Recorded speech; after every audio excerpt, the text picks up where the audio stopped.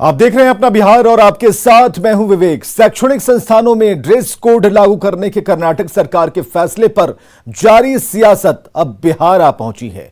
RJD अध्यक्ष लालू प्रसाद ने इसे सिविल वॉर की संज्ञा दे दी, पलटवार कर रहे हैं। और बड़ा सवाल यही है कि शिक्षा के मंदिर में पढ़ाई से ज्यादा सियासत क्यों हो रही है।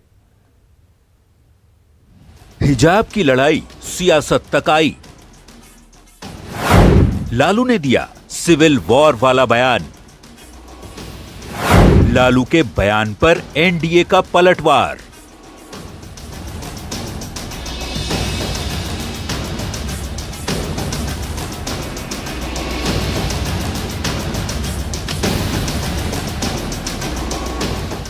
हिजाब को लेकर कर्नाटक से शुरू हुआ विवाद अब सियासत तक आ पहुंचा है। बिहार की राजनीति भी इससे अछूती नहीं रही। आरजेडी सुप्रीमो लालू प्रसाद के दिल्ली से पटना पहुंचे 24 घंटे भी नहीं बीते थे कि अपनी खास स्टाइल के लिए जाने जाने वाले राजनीति के गंभीर शख्सियत ने ऐसा बयान दे दिया जिसने हिजाब वाली सियासत की आग में घी डालने का ही काम किया है। लालू ने क्या कुछ कहा है, पहले सुन लीजिए। ये हिजाब को लेकर के इतने सारे सवाल उठ रहे हैं। कर्नाटक में एक लड़की जो है उसको चारों तरफ से घेर लिया गया। आपको लगता है कि ये सब कुछ चुनाव से चुनाव की बात नहीं है, इसमें ये बात समझिए।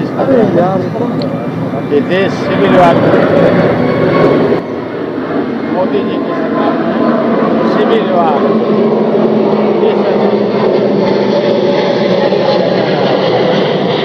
और सिविल वार होगा तो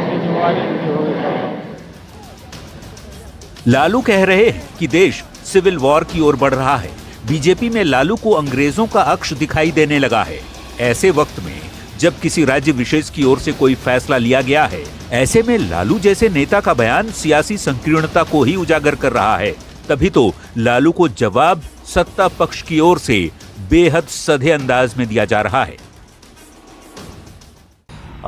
स्टूडेंट कॉलेज जाते हैं, स्कूल जाते हैं, और स्टूडेंट स्कूल कॉलेज जाते हैं पढ़ाई करने के लिए, ना कि धर्म का प्रचार करने के लिए। पढ़ाई करने वाले को हिजाब का जरूरत क्या है? ये विवाद का विषय नहीं है, विवाद इस पे होना ही नहीं चाहिए। हम तो रिक्वेस्ट करेंगे, आग्रह करेंगे, इसको विवाद में ना ले जाए। कुछ लोग लगे रहते हैं हर चीज को विवाद कराने में, कुछ दल के लोग लगे रहते हैं हमेशा विवाद हो। अभी यूपी चुनाव है, विवाद को यूपी चुनाव पहुंचाने में लगे हुए हैं।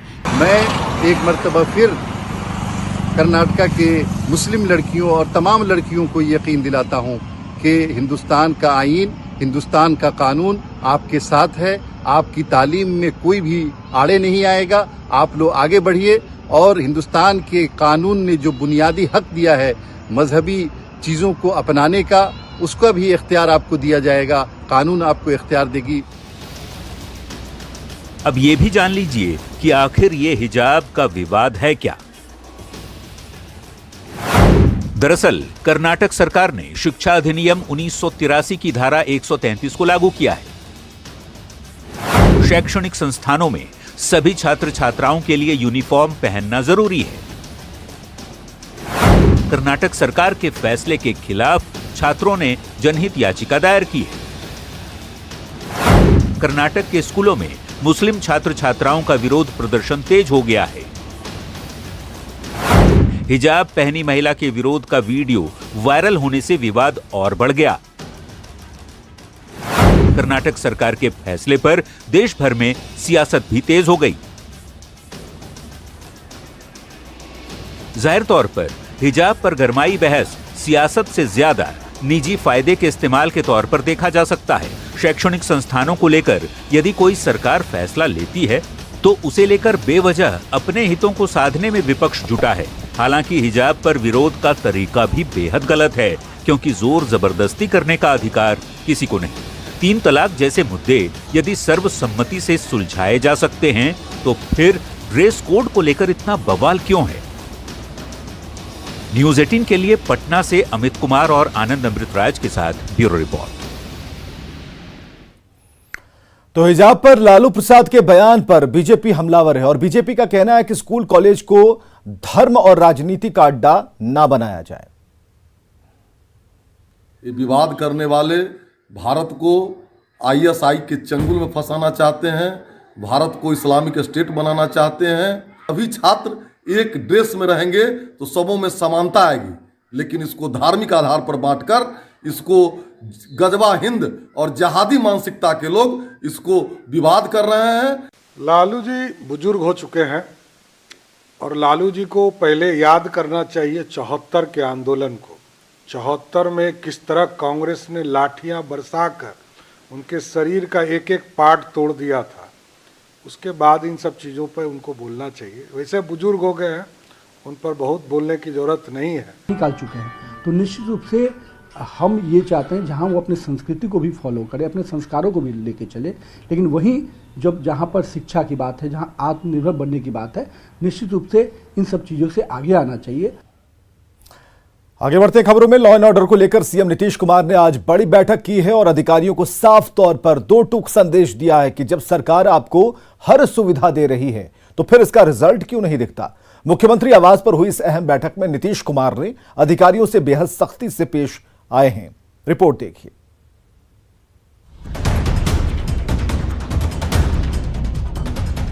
लॉ एंड ऑर्डर को लेकर सीएम नीतीश कुमार ने बेहद सख्ती दिखाते हुए अधिकारियों को एक बार फिर से दो टूक कह दिया है कि किसी भी हाल में विधि व्यवस्था को दुरुस्त किया जाए, अपराध को हर हाल में कंट्रोल किया जाए, जो भी नए या पुराने मामले हैं उनका तत्काल निपटारा हो। अपने आवास पर वीडियो कॉन्फ्रेंसिंग से तमाम जिलों के प्रशासनिक प्रमुख से जुड़े सीएम ने अधिकारियों से साफ कह दिया कि जब सरकार अधिकारियों को सुविधा देने में कोई कमी नहीं कर रही तो अधिकारी कार्रवाई करने में कमी क्यों करते हैं। और जो अंदर खाने से आधिकारिक सूत्रों से जो जानकारी मिली है कि इस बैठक के दौरान सबसे पहला सवाल जो है वो मुख्यमंत्री नीतीश कुमार ने शीर्ष अधिकारियों से ये किया कि 16 नवंबर को जो पिछली बैठक हुई थी लॉ एंड ऑर्डर के मुद्दे पे, उस बैठक में जो बातें रखी गई थी अधिकारियों की तरफ से उस पर कितना अमल हुआ है। बैठक में नीतीश कुमार ने जिन बातों को प्रमुखता से अधिकारियों के सामने रखा उनमें हर हाल में अपराध को कंट्रोल करना, मामलों का जल्द से जल्द निपटारा करने का निर्देश, सरकार सुविधा देती है तो रिजल्ट क्यों नहीं आ रहा ये कहा, पिछली बैठक के निर्देशों पर कितना अमल हुआ, सख्ती के बाद कैसे अपराध की घटनाएं बढ़ गईं, अधिकारी जनता के प्रति जवाबदेह क्यों नहीं हो रहे, क्या अधिकारियों ने प्रमंडलों का दौरा किया, गंभीर अपराध और अनुसंधान की स्थिति क्या है, अपराधियों को सजा दिलाने में देरी क्यों हो रही है। साथ ही सीएम ने यह भी कहा कि फरियादी ज्यादातर अधिकारियों की शिकायत क्यों करते हैं। मुख्यमंत्री नीतीश कुमार किसी भी सूरत में सुशासन से समझौता करना नहीं चाहते। हाल के दिनों में जिस तरह से शराब माफिया पर शिकंजा कसा जा रहा है, बालू माफिया पर नकेल कसने की कोशिश की जा रही है या फिर अपराध नियंत्रण के जारी निर्देशों के बाद भी क्राइम की वारदातें नहीं थम रही, इसे लेकर सीएम बेहद चिंतित हैं। तभी उन्होंने आला अधिकारियों को बेहद सख्त लहजे में दो टूक कह दिया है कि भ्रष्टाचार, अपराध और शराबबंदी जैसे अहम मुद्दों पर नो टॉलरेंस की नीति किसी भी हाल में जारी रहेगी। न्यूज़ 18 के लिए पटना से अमित कुमार की रिपोर्ट। तो बिहार के अलग अलग हिस्सों से आक्रोश की तस्वीरें सामने आई हैं। कहीं लोगों का गुस्सा पुलिस के खिलाफ फूटा तो कहीं जन आक्रोश हादसे के बाद सड़क पर देखने को मिला।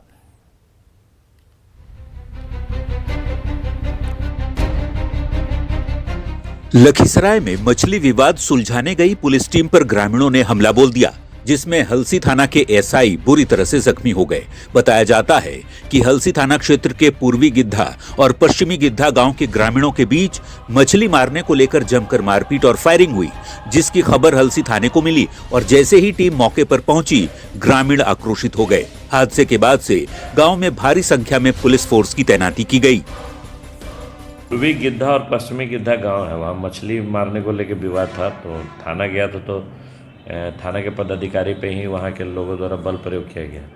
तो इसमें प्राथमिकी दर्ज करके हम लोग जो भी उसमें इन्वॉल्व है QRT और बाकी फोर्स ले जाके अभी अरेस्ट करवाएंगे जो उसमें इन्वॉल्व। अब ये दूसरी तस्वीर दरभंगा कोर्ट परिसर की है, जहां पुलिस और वकीलों के बीच ही हाथापाई हो गई। बताया जा रहा है कि एक अपराधी कोर्ट में सरेंडर करने पहुंचा था, लेकिन पुलिस ने उसे देख लिया और कोर्ट परिसर से खींचते हुए बाहर ले आई। इससे वकील गुस्से में आ गए। पहले पुलिस के साथ बहस शुरू हुई और फिर नौबत मारपीट तक जा पहुंची। देखते ही देखते कोर्ट परिसर अखाड़े में तब्दील हो गया और वकीलों ने पुलिस वालों की पिटाई कर दी।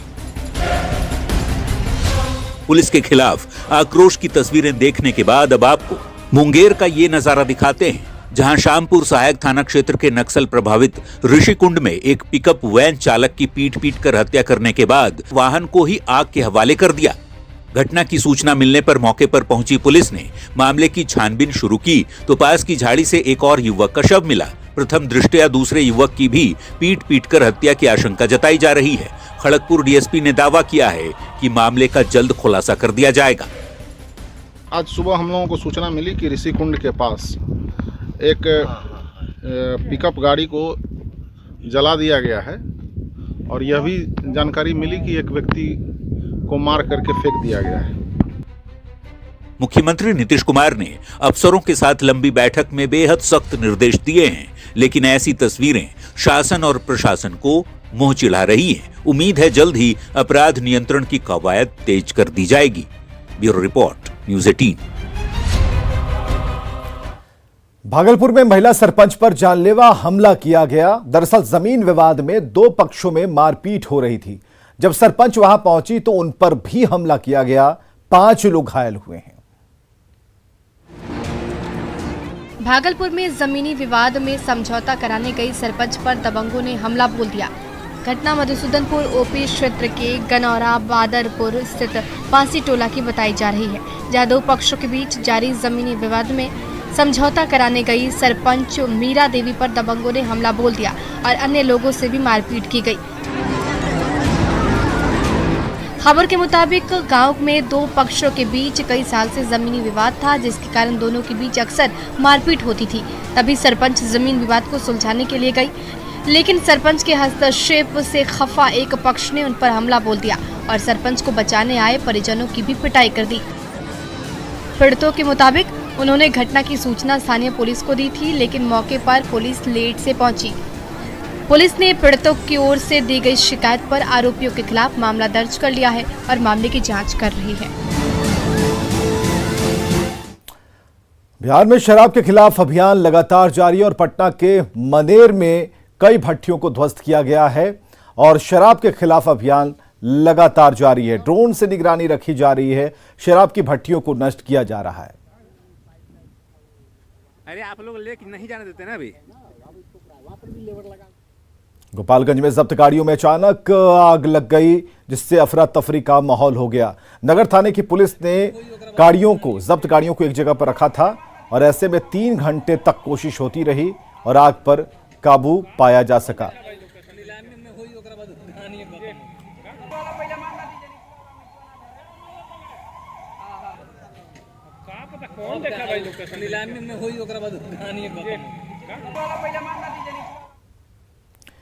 जगह जगह से हथियार लहराने का वीडियो सामने आ रहा है। खगड़िया में सोशल मीडिया पर ये तस्वीरें वायरल हैं, जहां सरस्वती पूजा के दौरान हवाई फायरिंग की गई। मंच पर एक युवक हथियार लहराता दिखा और मंच पर डांसर डांस कर रही हैं। इसी दौरान युवक मंच पर चढ़ता है, हथियार लहराते हुए डांस करता हुआ नजर आता है।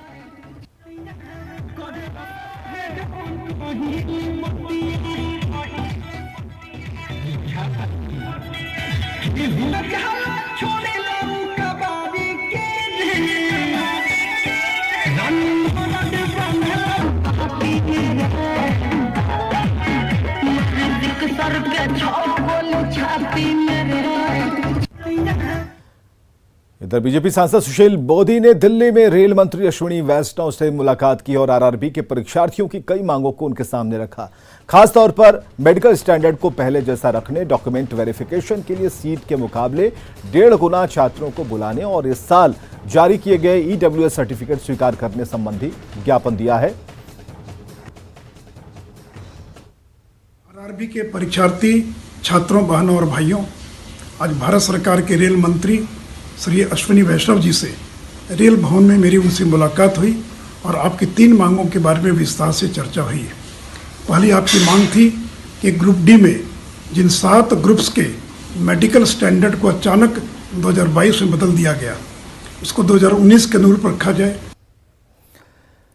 10 फरवरी को पटना में आरजेडी राष्ट्रीय कार्यकारिणी की बैठक है और इसके लिए कई जगहों पर महापुरुषों के नाम से द्वार बनाए गए हैं। आरजेडी के इस पहल पर जेडीयू ने तंज कसा है। पार्टी नेता राजीव रंजन ने कहा कि आरजेडी अब जेडीयू की नकल कर रहा है। वहीं जयप्रकाश यादव ने कहा कि जब बड़े नेताओं की बात की जा रही है तो इस पर सवाल उठाना गलत है।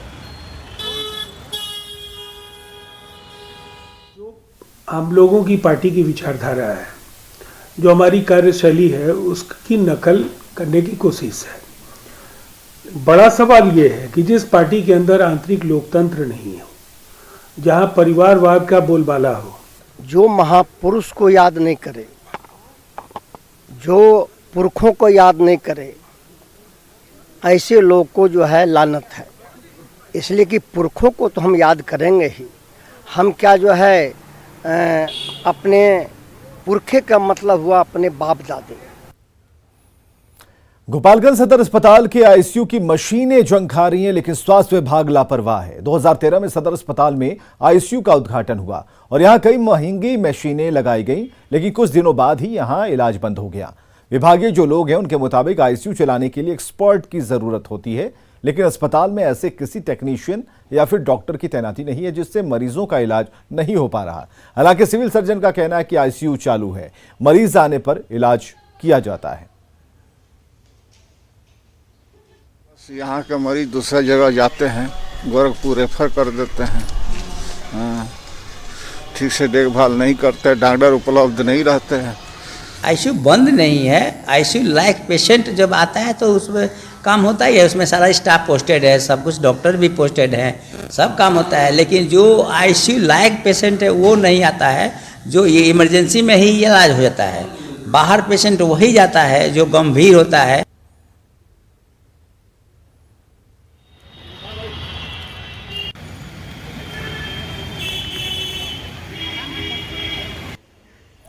और अगली खबर है वैशाली के भगवानपुर से, जहां फोन से हुआ प्यार और लड़की से छुप छुप कर मिलना एक लड़के पर भारी पड़ गया। लड़की के परिजनों ने दोनों की मंदिर में जाकर शादी करवा दी। युवक को युवती से मिलना भारी पड़ गया, जिसकी कीमत युवक को युवती से लगातार जारी है, बने रहिए हमारे साथ।